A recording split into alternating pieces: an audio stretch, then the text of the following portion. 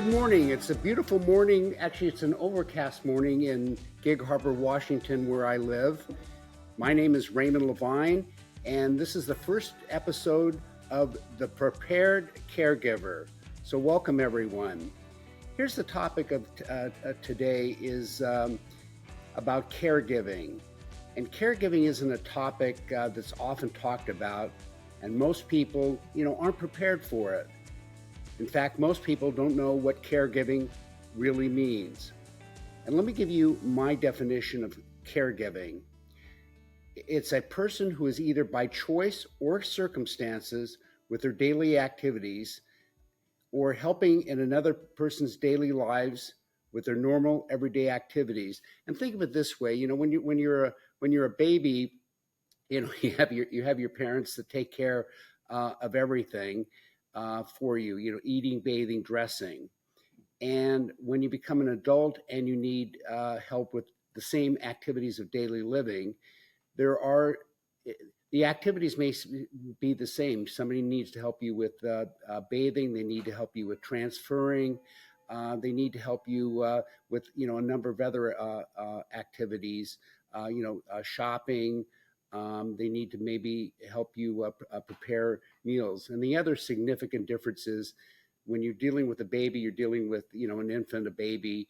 But when you're dealing with an older person, you're dealing with an adult.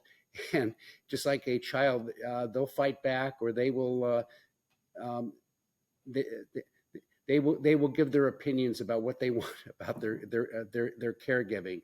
So there are there's similarities, and there are also differences. Again, the biggest difference is one you're dealing with an infant, the other you're dealing with an adult. And here's why the topic is so important, or here's my belief of why the topic is important. If you look around in your everyday life, you'll see lots of people with issues, mobility concerns. You'll see people in wheelchairs. You'll see people that are being guided by somebody. Or if you're just older, you're just doing things a little bit not as quickly as you used to. And when you do need that kind of caregiving, a lot of times you will have somebody, help you with those activities of daily living. And whether we'd like to think of it, believe it or not, caregiving impacts us all. You never know when somebody's going to need caregiving. I mean, you really don't. It might be gradual or it may be sudden. For example, somebody gets a stroke, or they have a heart attack, or they have an accident. They fall or get in a car accident, or they have some health issue. So sometimes it's coming, and other times it happens very quickly. The other issue with caregiving is both for those that are responsible for caregiving and those who will need caregiving. There's a physical aspect, but the other issue with caregiving that everybody has to deal with, no matter how wealthy you are or not wealthy you are, is there's always a monetary factor. It's also called money. You need money to either pay your family, or you need money to pay for professional caregiving, whether you're at home, which is where most people have their caregiving, or based on circumstances that you need to go to a care center. So here are three other things you need to know about caregiving. There's the unprepared caregiver, which is, like most of us, I never took a course in caregiving. I did take courses in first aid, but I've never had a course in caregiving. And think of it as, how many of us have had that our parents have had courses in parenting. You sort of learn as you go. And that's how for most people, they deal with caregiving, is you deal with it. It's on the job training. There are some people that, are prepared caregivers, or in my recommendation, and I do it for myself, will do it for myself and my wife, Barbara, is that we are going to hire, if we need it, licensed, experienced, competent caregivers. And the other issue is that there are a lot of logistics behind caregiving. People just think of caregiving as you take care of somebody, you make them a sandwich, or you help them with their medication. But there are a lot of other aspects of caregiving. You've got to make doctor's appointments. You have to make sure that they get their medications. You may have to help them with their finances. You have to help them physically. And the list goes on about, think of all the things that you have to do in each day for your own life. Think of it as you have to do all those activities for somebody else. And here's another issue, the unprepared caregiver. Who do you choose? Who will be responsible for your caregiving? And you have to have somebody to step in to assist you. It isn't just if you own long-term care benefits. It isn't if you have the money. You still have to have somebody to help you make decisions about your caregiving. And so that's why it's important, if you can, to be prepared. Have a family conversation about caregiving. Have an idea of whether you'll hire people or whether you'll have family members, and maybe have a training program, or to have a talk about here's how I like my caregiving. Here's how I want my caregiving. And there are a couple of other issues that I think are important. You need to get a team of professionals to help you with your caregiving. You may have a primary person. It may be a spouse. It may be children. It may be friends. But you need people around you that can help you make decisions, or help you, or that they have the responsibility and the knowledge of where of your doctor and where your medications. There are a lot of information that people need to know. So that's also part of being organized, is that you've got to have let people know who your doctor is. You need to know your medications. You need to know, the pharmacy where you get your medication, and also things that, we don't even think about. What are your passwords? Now, obviously, you don't want to give your passwords to anyone, but people may need, that are responsible for caregiving, may need, the passwords in order to get in your computer. And here are the three things that I bring up in any conversation about caregiving. Who's going to be responsible? Family, friend, spouse, a licensed caregiver, and where do you want your caregiving to take place? And most people want their caregiving, they want it to be at home.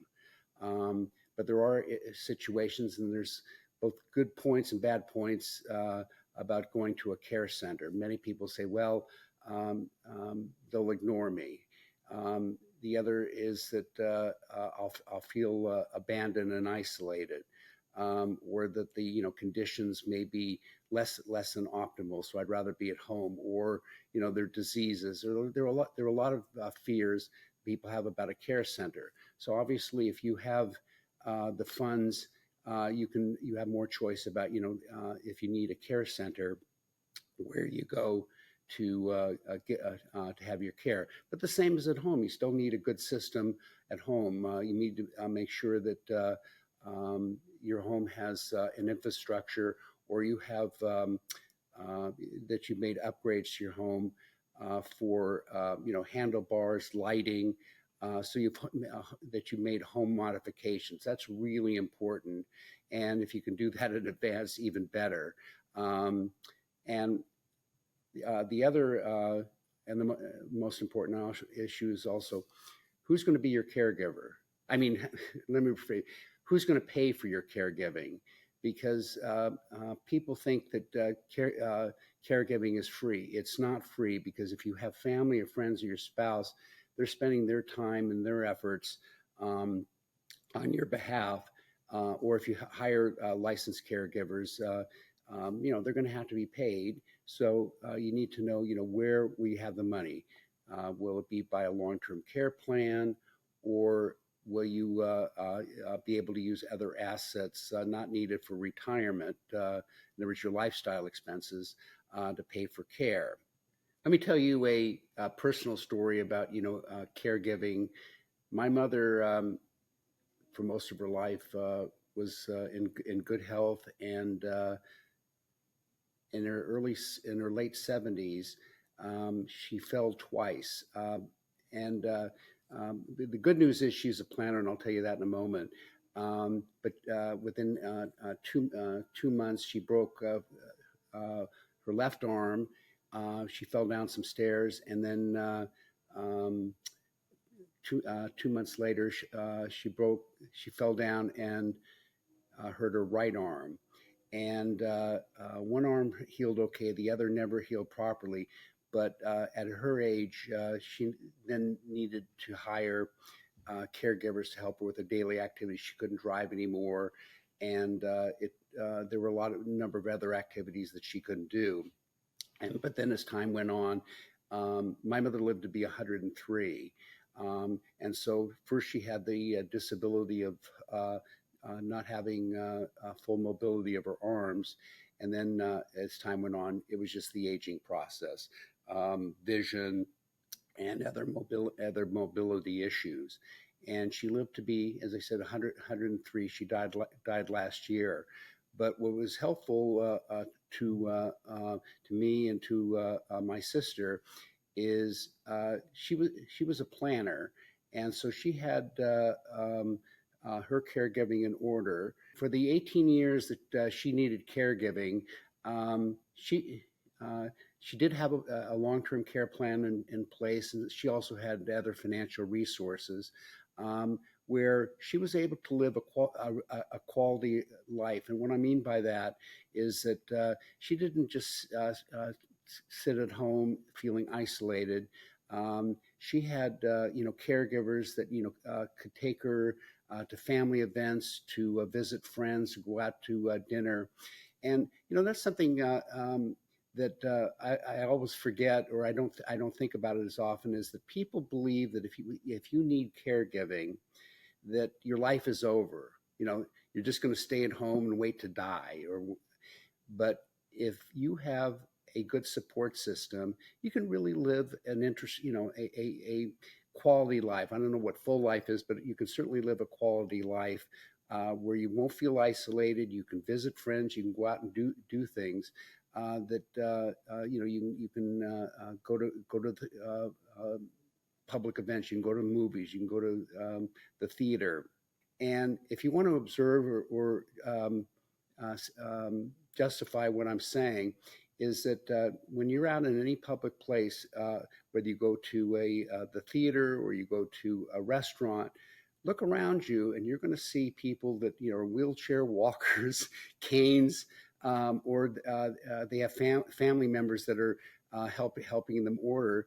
That people can get out and do things, and they live not only healthier lives, but physically, but also that their mental health is better because there's empathy. People are taking the time to help them so that they can live a quality life.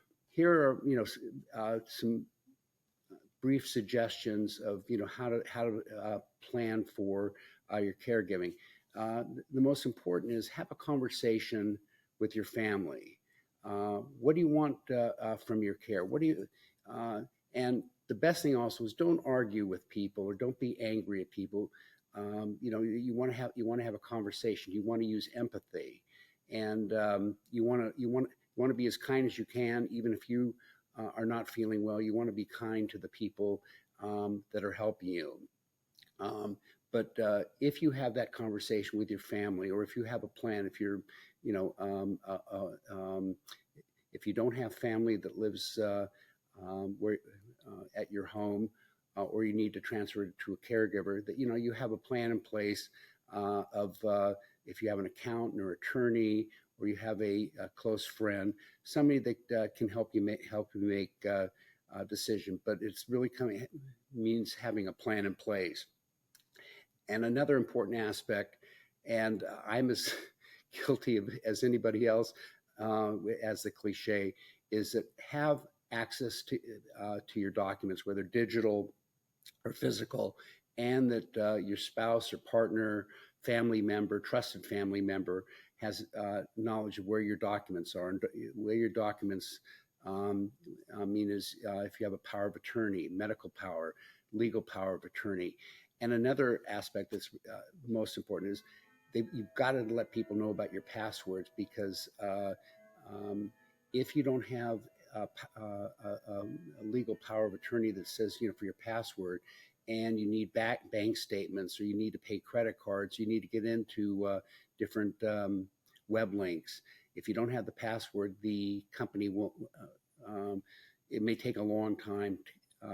They need permission to give you the password. So it's really important that people know that you trust have the passwords. And so, just to sort of sum up, these are conversations, that I'm having with clients on a regular basis, because it isn't just about, do you own a long-term care plan or do you have a care plan? Is that, you really need to think this out of where do you want your caregiving? How do you want, who will be responsible and how you're going to pay for it. So if you want more information about caregiving planning, where you become the prepared caregiver. My name is Raymond Lavine, and the website that you can find me is www.lavine, Lavine, LTCINS.com. And in there they have blogs and other information that will help you. And my phone number, if you want to call me, is area code 253-275-6091. And as Fred Rogers said on his program, have a beautiful day in your neighborhood.